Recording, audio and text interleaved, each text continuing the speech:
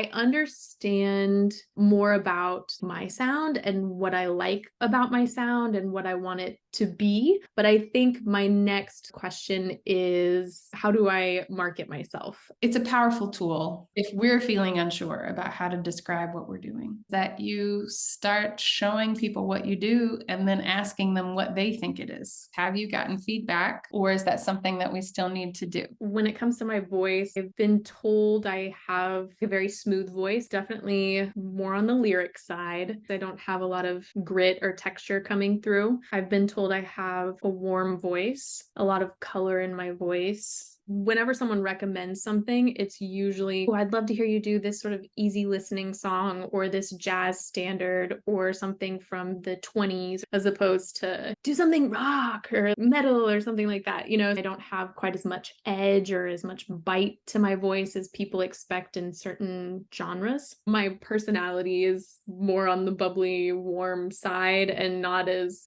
diva. I don't know if I could convince someone I was a rock star, even if I wanted to.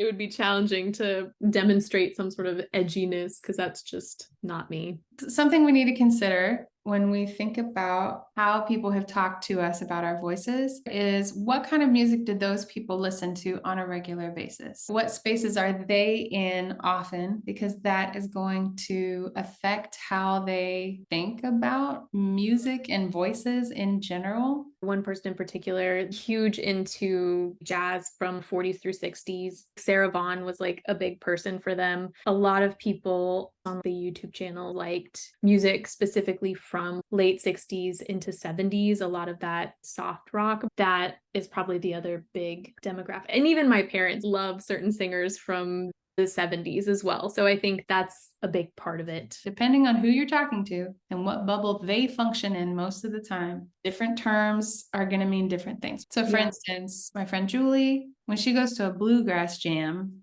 people call her Jazzy Julie. That term is used to differentiate her under that bubble. Gotcha. The word jazzy doesn't really encompass what jazz means to jazzers when it's being used in that context with her. Sometimes figuring out the big bubble first makes some of these other qualifiers make a little more sense. What big bubble are you actually in, or do you want to be in? And maybe they're not the same. Initially, I feel like I would probably be under the pop bubble. I need to explore a qualifier for sure, because that would be very misleading if I told people I sing Sia. No, I don't. I like 70s pop, vintage pop. So if you said I'm an indie vintage pop singer, or indie vintage pop and folk, or something like that. I really like the idea of using vintage pop, just because I even think about the folk songs I love. That was popular in the 60s. That's a big umbrella for me with the stuff that I gravitate towards. And because I'm still doing the label of pop, if I wanted to cover something that's more contemporary, the fact that I'm calling it vintage means I'm just doing it in a different style. And it's still the songs that people hear today. So that's super helpful.